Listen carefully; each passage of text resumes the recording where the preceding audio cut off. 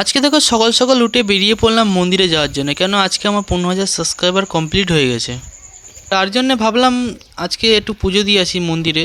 তো ওর জন্য আমি বেরিয়ে পড়লাম সকাল সকাল স্নান টান করে। তো যেতে হবে অনেকটা দূরেই যেতে হবে, ওর জন্য দেখতে পাচ্ছ আমি এখানে চলে আসলাম রাস্তাতে। কিন্তু আমাদের এখানে কিন্তু টোটো যাওয়া আসা খুবই কম করে, একদম কম সেটা না, কিন্তু অনেকটা কম আসে আর কি টোটো।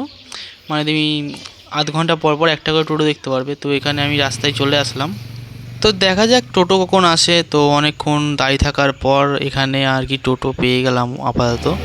তো টোটো ধরে চলে গেলাম স্টেশনে। স্টেশন থেকে নেমে বা ট্রেন থেকে নেমে চলে আসলাম সেই মন্দিরে যেখানে আমি বলেছিলাম 15,000 সাবস্ক্রাইবার কমপ্লিট হলে আমি আসবো। তো দেখতেই পাচ্ছি এখানে আমি চলে এসেছি, কেন আমার আসতে অনেকটাই টাইম লেগে গেছে, আস্তে আস্তে কমসে কম 1 ঘন্টার উপরে টাইম লেগে গেছে। তো এখানে দেখো এখানে ঠাকুরমশাই ছিল, তো মন্দিরে আশেপাশে অনেকই লোক ছিল, কেন এখানে আজকে বিয়ে হচ্ছিল অনেকজনকার। তারপর আমি আস্তে আস্তে পুজো পুজো সবই দিয়ে দিচ্ছিলাম। তো দেখতেই পাচ্ছ পুরো মন্দিরটা আমি তোমাদের দেখাচ্ছি, মানে শেয়ার করছি।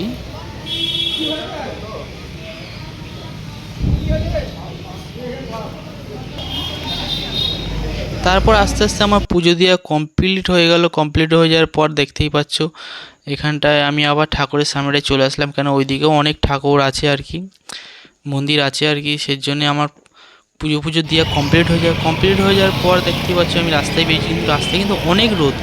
তো তারপর আমি আস্তে আস্তে বেরিয়ে পড়লাম স্টেশন যাওয়ার জন্য। তো স্টেশন যাওয়ার জন্য আমি টোটোওয়ালার টোটো ধরে নিলাম।